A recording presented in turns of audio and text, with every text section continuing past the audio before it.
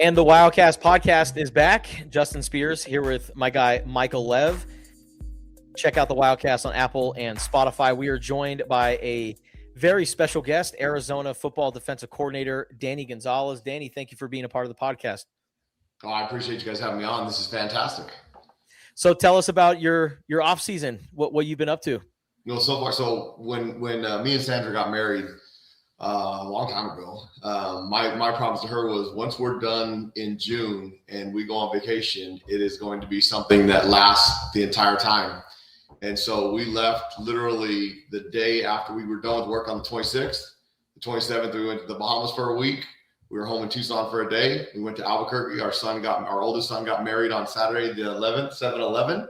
And then we drove back Monday and we leave on Thursday to go to Hawaii for 10 days. So the summers belong to my family because they give up so much for us. And I was actually at the workouts today. This morning, we had a team run at 7 a.m. and all that good stuff. So between our analysts, Tariq Thompson, Cobra, Jamie Felderman, Ronnie Palmer, those guys, I wore out with FaceTime. They have to walk around the weight room. I mean, I'm out there by the pool in the Bahamas, and they're showing me on FaceTime what we're doing in the weight room, all that stuff. So Ron Laka is the other one. So I've been working those guys a little bit overtime. So it's been good.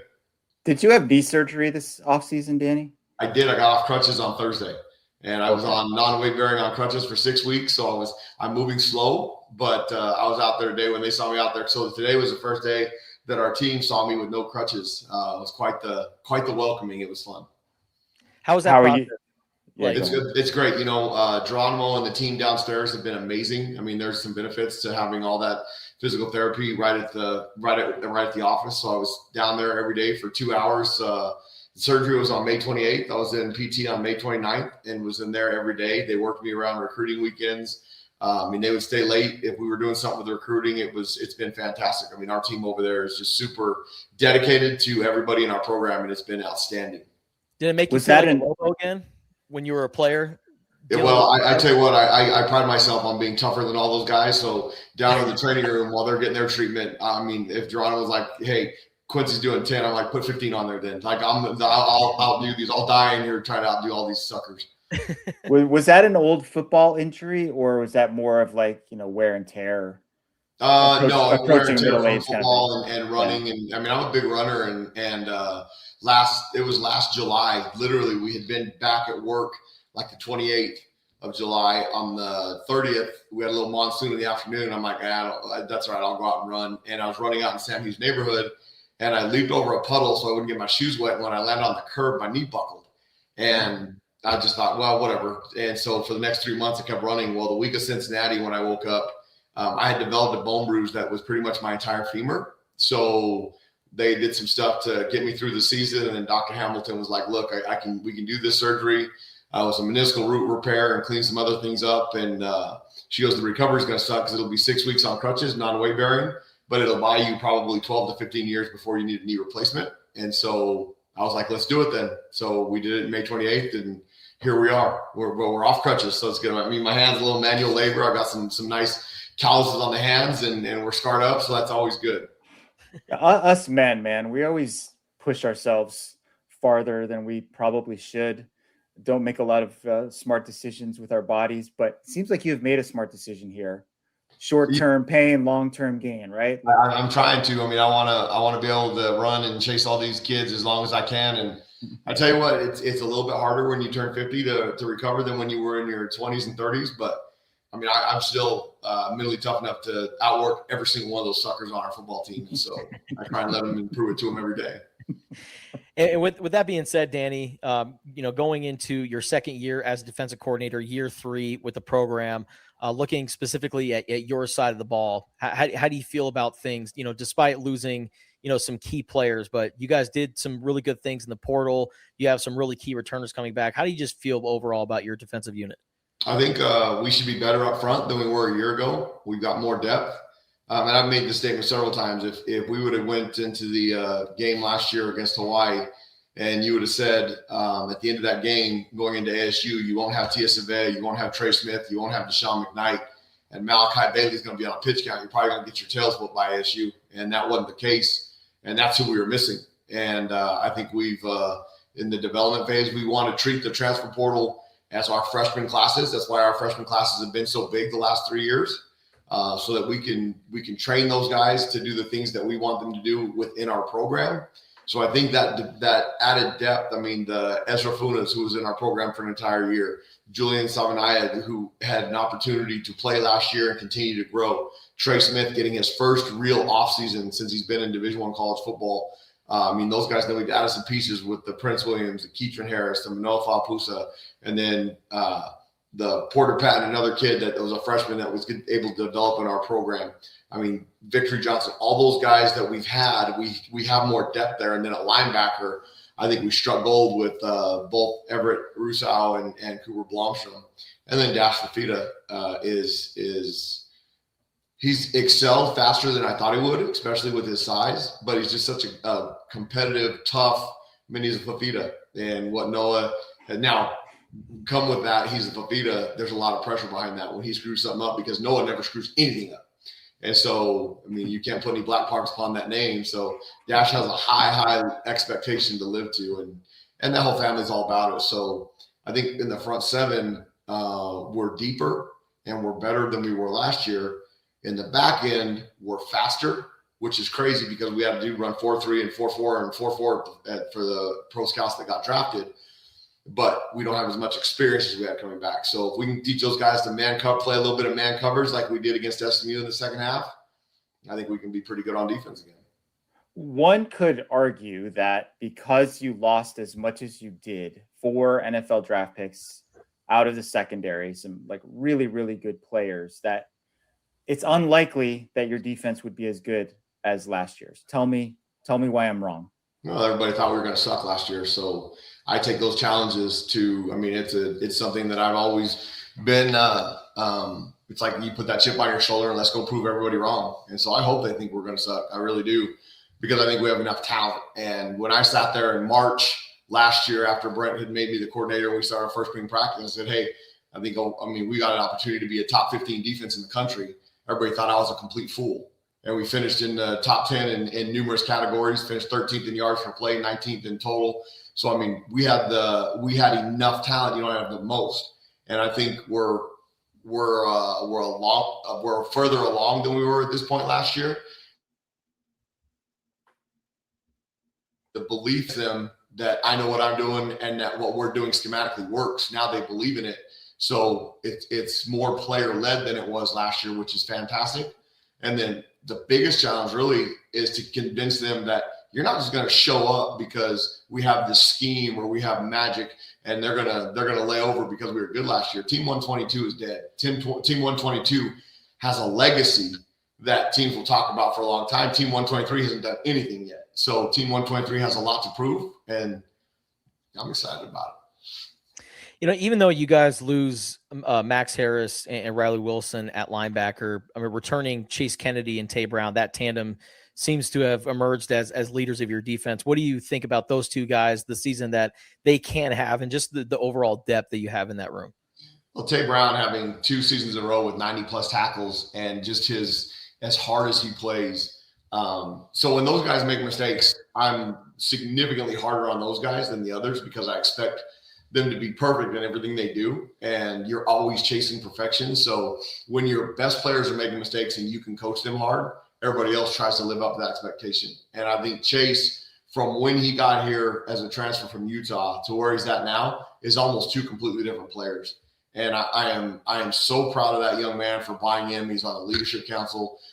He's up to 236 pounds, and that 236 is consecutive. I mean, they weigh in every day. And if he dips down to 232, he's got me all up his tail. So those guys are doing a really good job of maintaining. We've got a really strong football team. Both those guys were over 300-pound power cleaners. So I think when you have that leadership and that experience and the belief on top of that from the success we had last year, you got a pretty dangerous duo right there. And then Everett and Cooper will kind of be the replacements for Riley and Max. And then we've got the piece of Coleman Patman is making great progress from spring ball. We moved him from safety to linebacker. Levi is finally what everybody thought he was going to be out of high school, he's finally healthy. And in spring, he was able to show that. So if he can continue moving down this path of staying healthy, we've got more out of depth. And then Dash, Carter Jones, Dom Hanger. Dom Hanger is going to be one of our 4 core special team guys that when he's in the game, I got no problem because he knows what to do and how to do it. And now he's been in our system in our culture for 3 years. So, we have some added depth at linebacker that are led by Tay and Chase that I'm really excited about. So you always have data to give us from the weight room. I know you said you're not there, but you're communicating with those guys on a regular basis. What do you got for us? What have you heard about off-season strength gains, power cleaning, etc.? So we had 57 guys power clean over 300 pounds last Friday, which was the Thursday before the Monday before the 4th of July week. And that 56 or 57 guys, I would put up against anybody in the country. That's a strong ass football team. Last year, by the end of summer, we were at 46, and we had to have 6 or 7 guys, barely pull 300 pounds. We had another 8 guys that were at 295 that tried 300 that couldn't get it. So they could potentially by the end of summer be over 60. I was really disappointed that the number was not 60. That was when we got to 34 at the end of March. I really was looking at 60 being the number. So 57 is a great number. It's not what I was expecting, but that's a strong ass football team. And now the month of July, you train hard from the end of spring ball till the end of till the 4th week of July. So that you can get a strong and build mass. And now you progress into, let's get these guys in shape for fall camp. So the old two-a-days, which I miss, but you don't really need them anymore because the idea was when those guys went away for the summer, they weren't around your program. So when you got them back, you needed two-a-days to get them in shape for the football season. That's why Coach Cush up at the other school up north, it was genius to take those guys up to Payson, up in the mountain where he could just beat the tar out of them as opposed to doing it when it was 110 down in Tempe.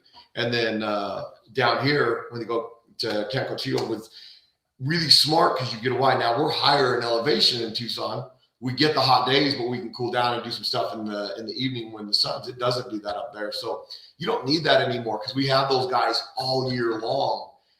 43 of the 52 weeks of the year, they are required to do something with football. And so they're in great shape by the time we start August 4th. Now it's about getting them into game shape. And so I'm really excited about the opportunity to do those things between now and August 4th when we start practice. You mentioned how you guys are much better up front, and that with that comes with the defensive line led by Joe Salavea, who's going into his second year in the program. What do you think about that unit and just what that group can do in its second year under Coach Joe? Well, they're bigger and stronger than they were. Joe Salavea is the best D-line coach I've ever been around in my 28 years of doing this. It ain't even close. He does a great job in recruiting. He does a great job in development.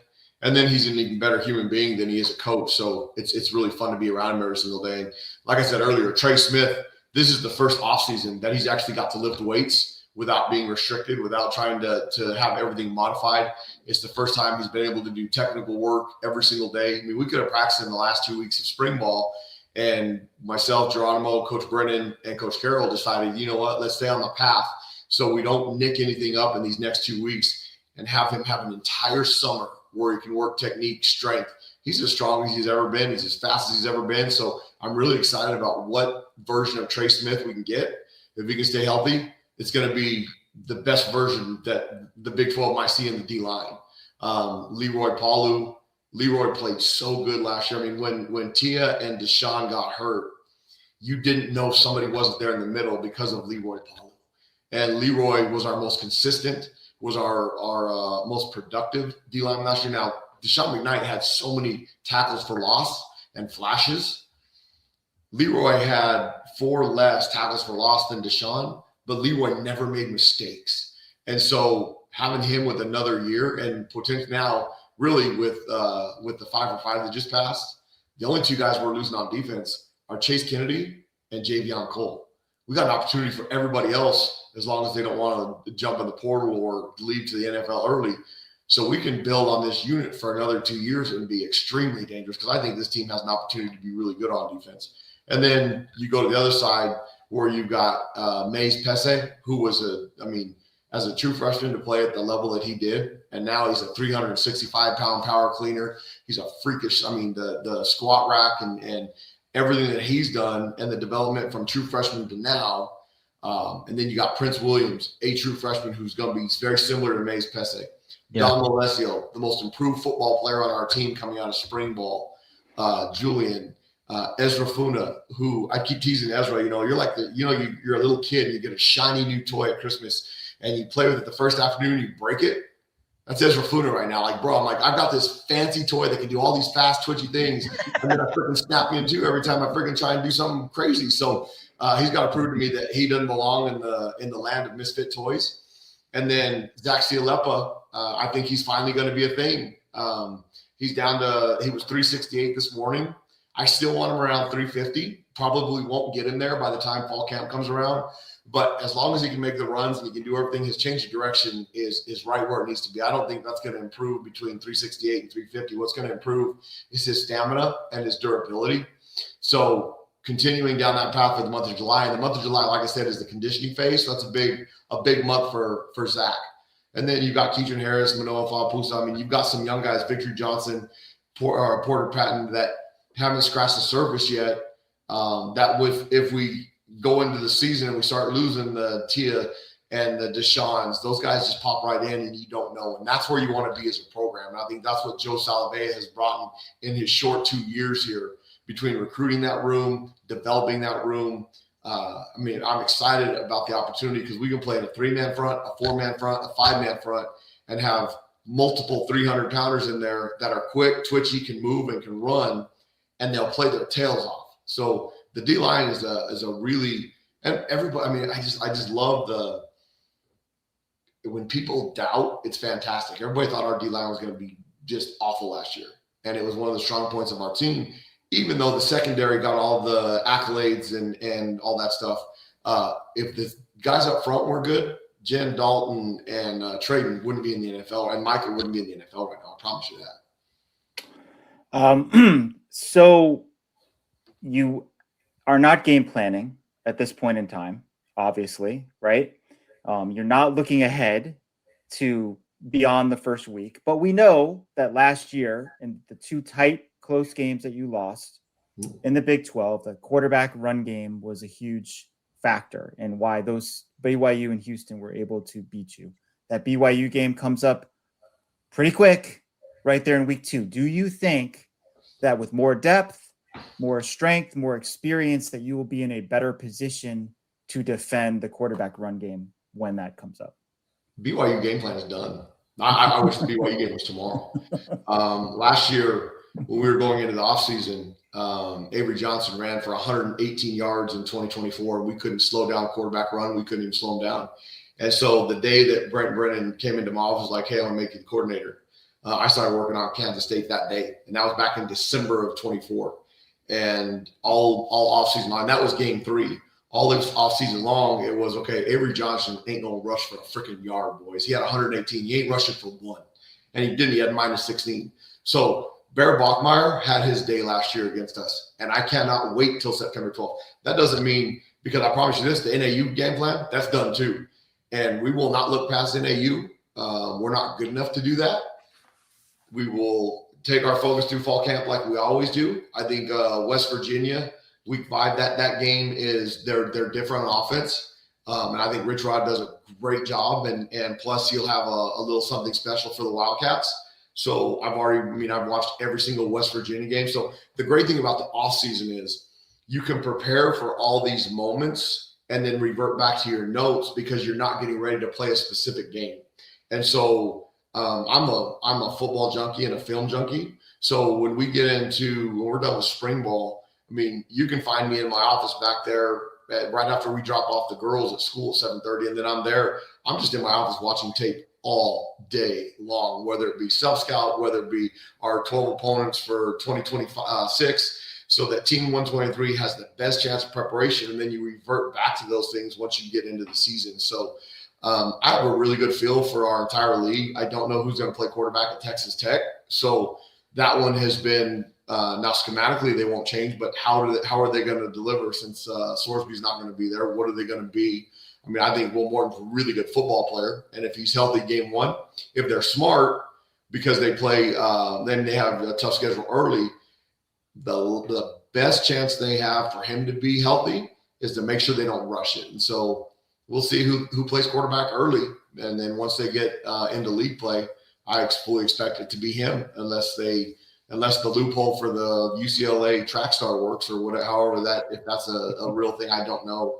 But we'll see who it is after week 1 or 2, and I can't wait.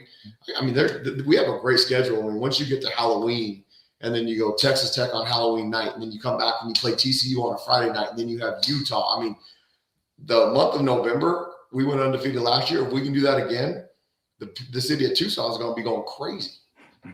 Yeah, and BYU was a popular topic at Big 12 Media Days when talking to both programs. Is that game? Do you guys talk about that in the facility a lot?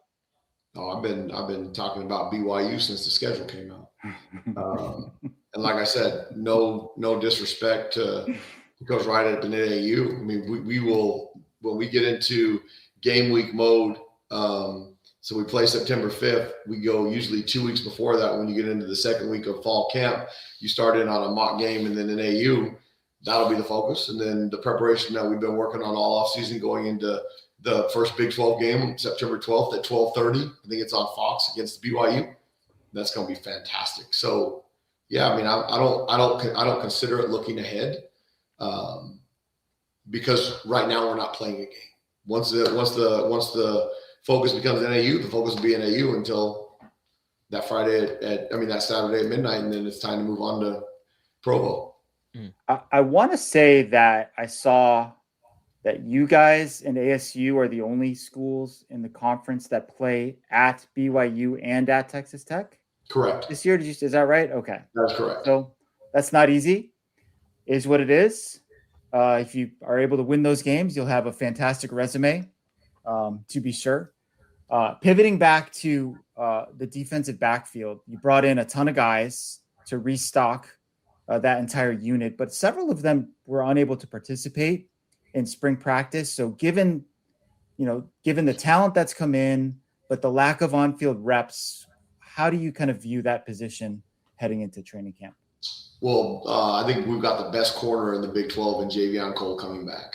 And he is now just this week getting back from the 4th of July, back to full speed, doing everything, and looks fantastic. The other three guys battling at corner between Tyrese Moss, Dwight Boodle, Zuri Watson, really you can throw fourth in there, Zaire Heiler, who's a true freshman but was here in January.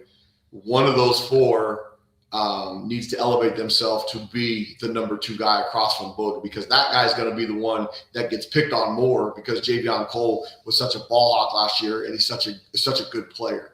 So the number 2 corner, that guy's going to have to play and play well early.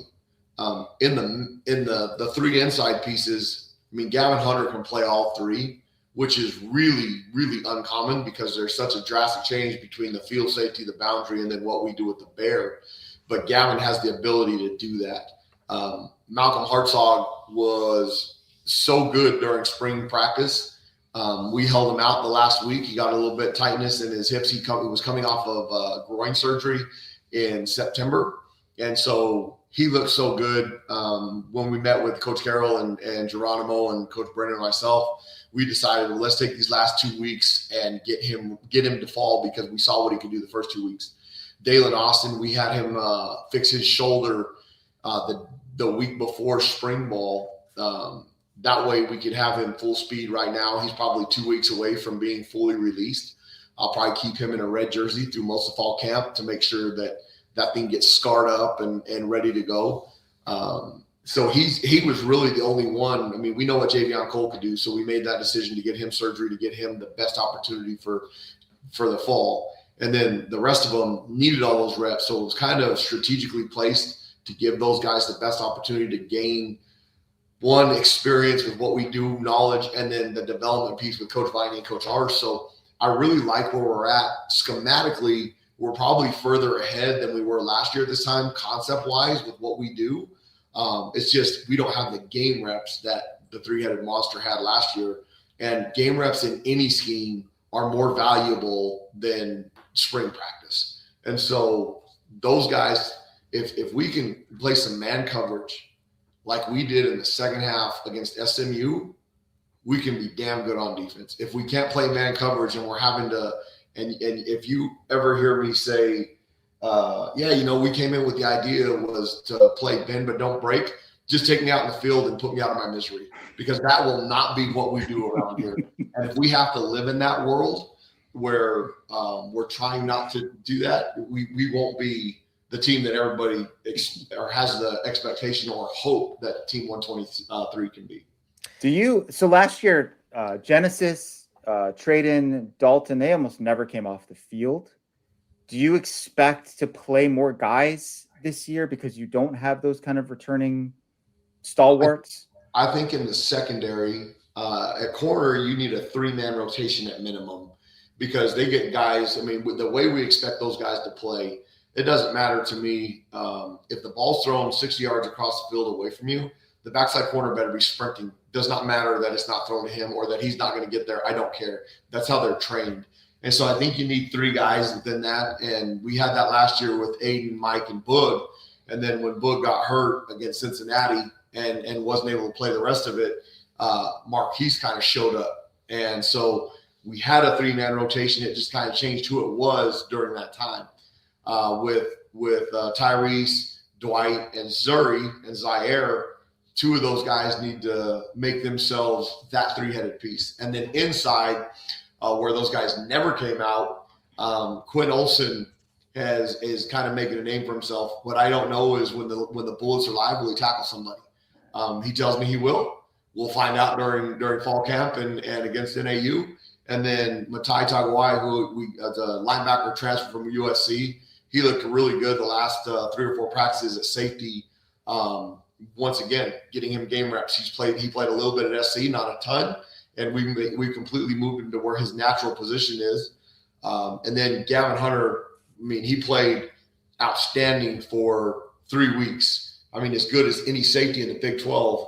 And then Trayden Stukes comes in, and Gavin hardly sees the field until the bowl game, and comes into the bowl game and plays fantastic. I mean, we couldn't have done what we did in the second half if Gavin Hunter wasn't able to sit in the middle of the field and both play safety and boundary safety. And so the experience that he has, and plus the leadership and the growth and the development within the year, and then trying to figure out between Malcolm, who, like I said, the first 2 weeks was unreal, Dalen Austin recovering those spring practice wraps that he missed, and then figuring out, and then the sleeper that I'm really excited to see that we moved to safety in spring ball is John O'Price.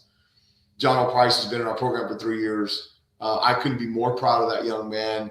And one, his mature level, his fight, his fight to get on the field. So we have some pieces there. If it takes a rotation, then yes, if we get 3 that play as consistent as those 3, then we'll play with those. DB, you should be in good enough shape and be able to play an entire football game, because you're not getting a 300-pound guy beating on you every single play, where D linemen should be able to play 30 and 35 plays max if they're playing at an elite level. Well, specifically with Gavin, he's one of those key returners that you have coming back. So the experience that he got at the start of the season, and then getting the special teams reps as well, the bowl game experience, and then learning from guys like Dalton and Genesis and Stukes, how can that culminate into a good year, maybe a breakout year for him this year?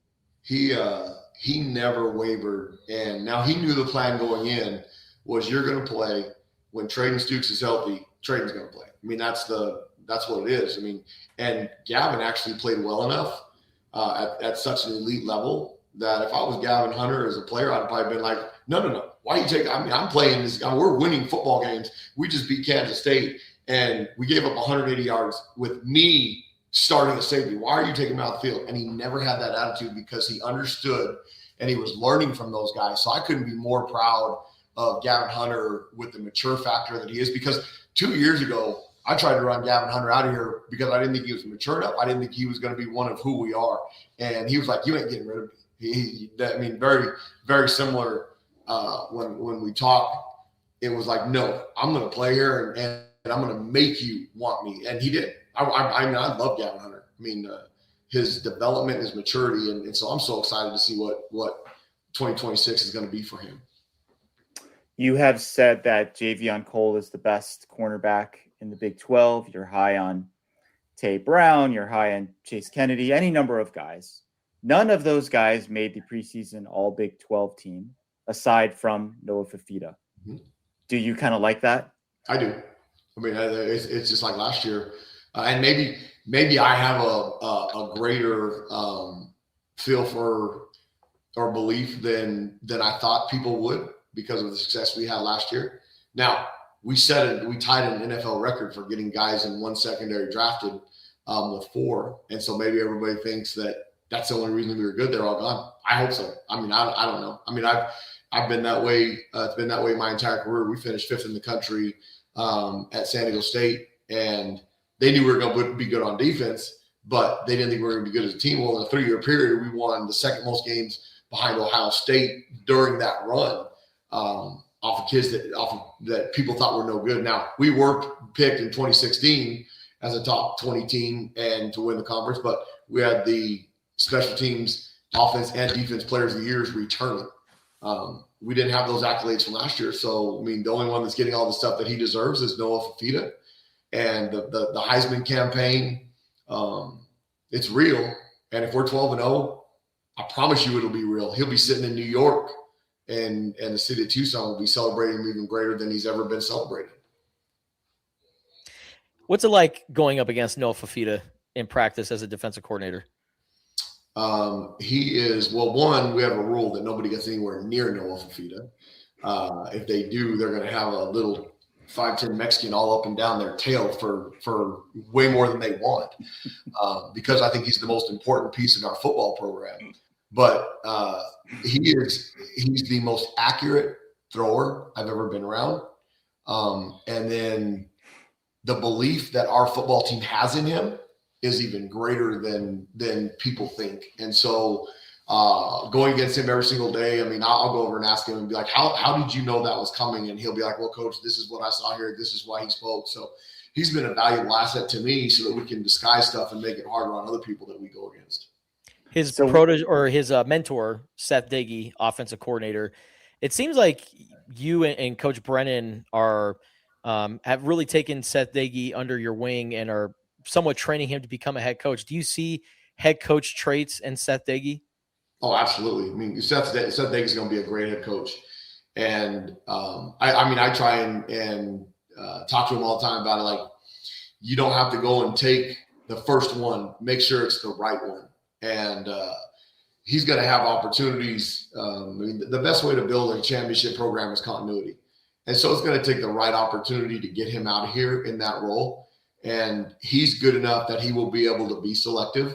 And I can't wait. I think he's got his leadership skills are unbelievable. The players love him, and he's got them. He has them believing that he has their best interests at heart, which he does. And when you do that, they'll do anything for you. And so Seth will be able to do that with a football team and be very successful. And I can't wait to see and continue to watch his career grow. And when I'm done in 10 years, 2036 is going to be my last football season. I'll tell you right now. And when I'm done, I'm going to go to Seth Diggy's games. And if Brent's still coaching, I'm going to pop through here and just enjoy all the connections that I made with those guys and watch them being successful in their careers. I don't believe you. Neither is my wife. We'll see. I don't think you're going to be able to walk away. I was going to bring this up later, but since you brought up the possibility of Seth Diggy becoming a head coach someday, what about yourself? I mean, you have been a head coach before at your alma mater, New Mexico. There were some circumstances that, kind of got in the way of you having as much success as you wanted. You've reestablished yourself as one of the top DCs in the game. Would you like to be a head coach again someday?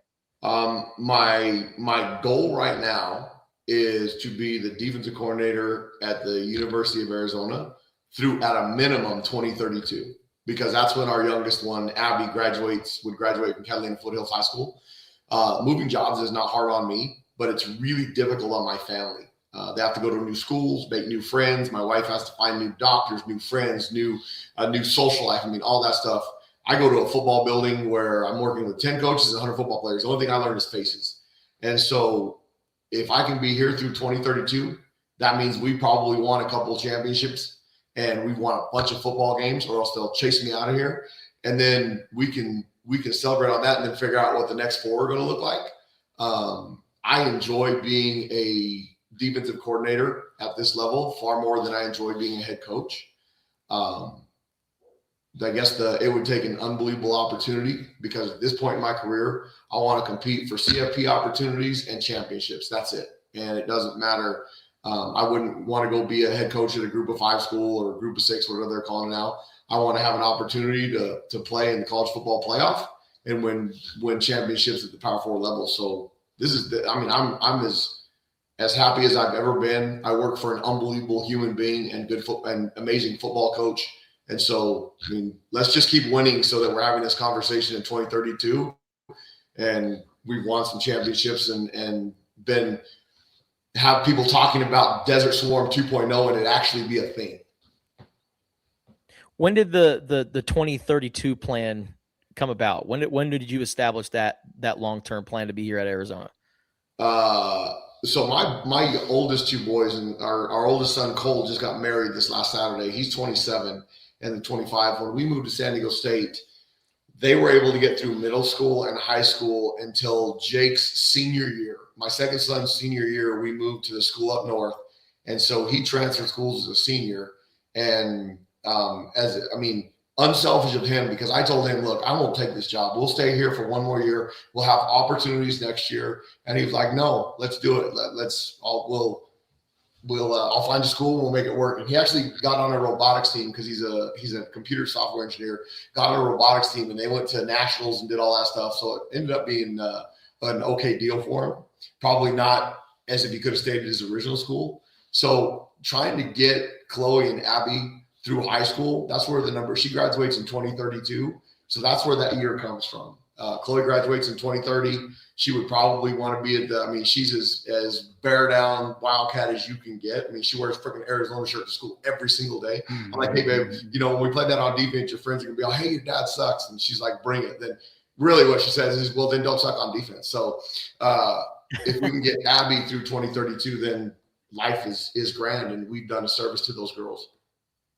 Was that a factor in the whole decision to sign a contract extension through 2028, or were those your personal timeline and what Desiree and Coach Brendan wanted to accomplish? Were they separate things? Well, I think Desiree fighting for us to have the ability to have 3-year contracts was a big deal.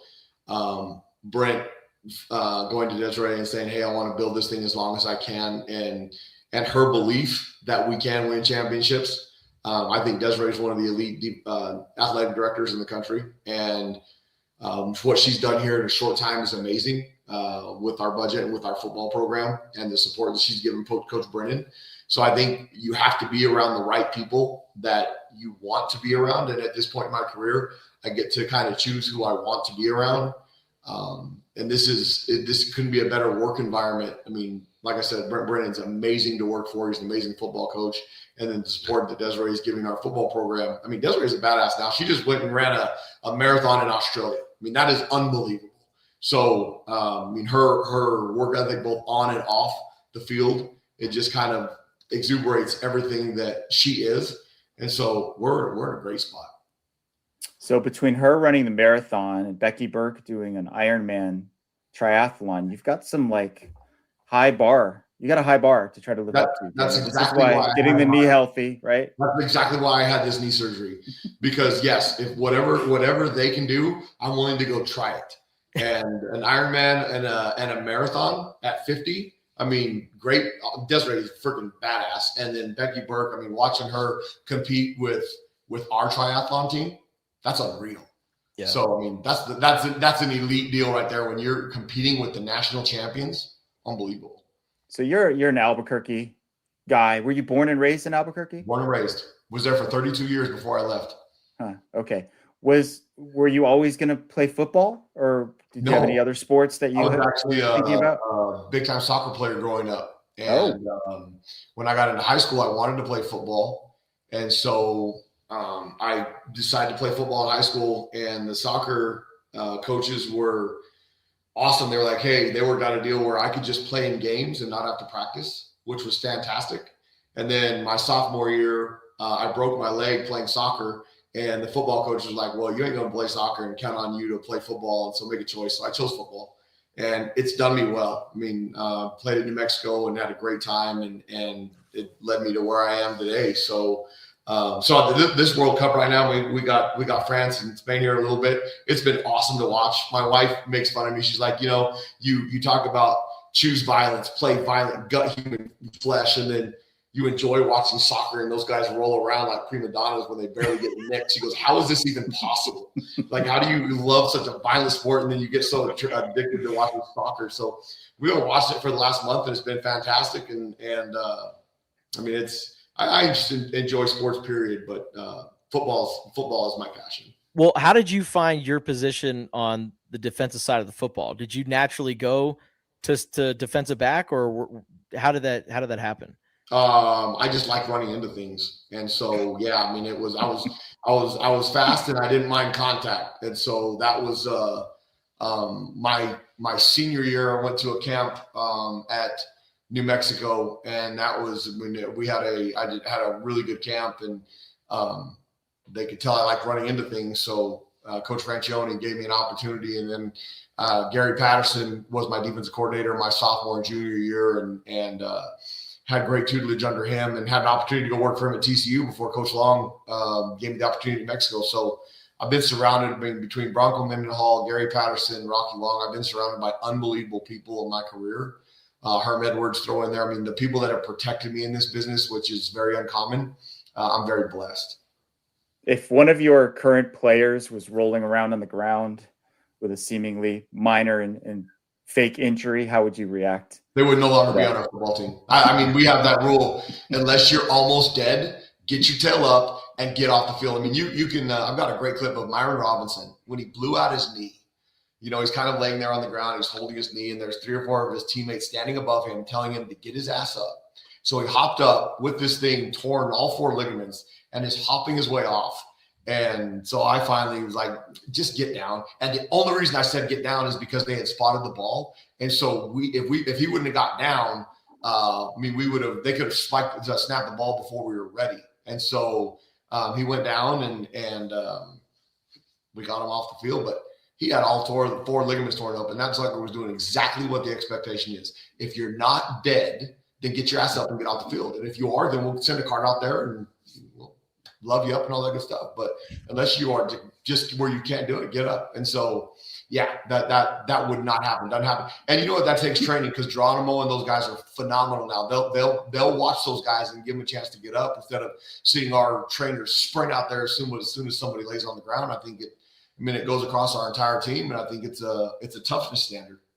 Was that the Cincinnati game that Myron got hurt? Yes. So that was the same. Tristan Bounds also got hurt in that game. Yes, right, and played that one play on a. I give Tristan crap all the time, because the snap that he did play did a phenomenal job, dove, and then laid out, and then was like, well, my leg's broke, I'm going to lay here. I'm like, man, don't lay there. Get your ass up and hop off. You only need one good leg to get off the field. You don't need 2. And so I'm like, Myron did. So we have great banter back and forth with that. That's awesome. Another part of your offseason is recruiting. And I know you can't talk about specific players, but this 2027 recruiting class, very Texas heavy. What are the benefits of recruiting that state? And what do you think just overall about the regions and the guys that you're bringing in for this class? Well, I think the Big 12 has given us a great footprint in Texas because we go there so often. And then we're right next to California, where we're still recruiting just like we did before, because I think those are 2 of the best hotbeds. I mean, you have Ohio and Florida that also. Now, anywhere that if in the recruiting process, if you can get there and on a plane you only have to stop once, there's a really good chance that you can recruit them and have success. Anytime it's really hard to get here and you have to go 2 stops on an airplane, it's really hard on the families. It's really hard, even with money these days. It's really hard to get somewhere. It usually doesn't work out, or they get homesick and they want to leave. So between Texas and California having such a strong footprint in both, and then Arizona will always be our mainstay. I mean, we're going to try and keep all the best players here. I mean, look at what with Trace Spivey and Tay Brown and Genesis. And I mean, that group all being from the state of Arizona, we're going to continue down that path to try and keep the Malachi Joiners and all those guys here. If we can do that and then keep our surrounding footprint, I mean, we can get enough talent. Like I said, you don't need the most, but you need enough. So many walls have fallen when it comes to the rules that we kind of all grew up with, right? I mean, you can basically literally pay the players these days, but you still can't mention recruits who haven't signed with your school yet, which I don't know. That just seems sort of antiquated to me, but we don't want to get you in trouble, Danny. So we'll just, we'll keep those names on the down low here. Now you can say all the names you want, and I can say yes or no. I just can't say the name. Yeah. I can confirm just nod along. Yeah. Yeah. I mean, it's like on Twitter. So our rule is you can click, not type. So we can retweet, we can repost. We just can't comment. I mean, there's so many dumb rules, but yeah. It's crazy. So look, you might not be able to comment on this, but this 5-for-5 thing has been introduced and it's causing predictably all sorts of chaos and lawsuits and so forth. It's intended for the next class, but there are already, athletes who played 4 years who are trying to get a 5th year. Are you aware of anybody from last year's team who's trying to do that and get back into the fold? Those 15 players the basketball players that just got that done in Ohio, there's a lot of eyes on that. And I know the NCAA is trying to flip that and get it reversed and get that injunction thrown out. But I mean, Max Harris and Izzy Motti fall right into that. And I know they're in shape. So if something came down the last minute, we would take those guys back in a second. And the only reason that it would work is because they were such good players and good leaders last year. Now, if there were something that were to happen to allow them to play and they get to fall camp and they show up and they're so bad out of shape, their teammates will run their ass out of here. So those two are the only two. I mean, Michael Dansby was the other one, but Michael ain't leaving the Seattle Seahawks to come back to the Arizona Wildcats, nor should he. So, I mean, those two, they're watching the everyday movements of that stuff. And I mean, that'd be an unbelievable deal if you had those two to this football team. Interesting. All right. Before we get you out of here, Danny, just the overall culture of Arizona football, when people ask you just how things are going into year 3 under Brent Brenner, what do you tell them? I mean, you're going to hear it in every single press conference from our players. You'll hear Coach Brennan talk about it, how we respond. I mean, you say the word red line, everybody in our program knows what that means. And when we got here in 24, and Coach B will talk about it, I mean, we tried to hold something together that probably wasn't able to be held together. And the expectations with the amount of people we lost on that football team, and then just the horrific year that we had, the amazing thing during that time of a 4-8 football team that really, I mean, you probably you take 10 steps forward and you create the magic that Coach Fishman did in 23. We probably took 20 steps back in 24 from where that team left off. But we were building the culture that Coach Brennan had envisioned for the University of Arizona football program. So first you have to build it. We built that in December and then January through that time in the portal. Well, 2025, you have to live the culture in order for it to survive. Well, we lived the culture and everybody saw what we built on and how it is if you live it. Well, year 3 and going forward, now you're defending the culture. So you build it, you live it, and now you defend it. And we've got the kids within our program that are defending the red line culture that Coach Brennan has envisioned and displayed every single day. And then the coaching staff echoes Coach Brennan's message. And now our kids are defending that message. And it's happened in recruiting. We chased off some recruits that came on visits that the kids said, Coach, we don't want that guy. It's happening within our program. And so when they're defending that culture, when they're defending the motto of Redline, you've got a chance to have sustainability for a long time. And then the continuity of the coaches with myself and Coach Daggy and Coach Brendan signing contract extensions and Coach Daggy, whoever on our staff, the more you win, the more people are going to come and try and take from you because they want success. And so as long as Coach Brendan can keep defending that off, I mean, we got a chance to build something special here in Tucson. And now, 1993, great football team. 94, highly disappointing. 98, great football season, 12-1. 99, preseason #1. Didn't live to expectations. 2025, 2023, 10-win football team. Coach Brennan, we got T-Mac and Noah coming back. 2024 sucked. 2025, great football team. 2026, we have to break history. We have to break tradition. We can't talk all this nonsense about the players that we got coming back and the opportunity we have and then go out there and lay an egg.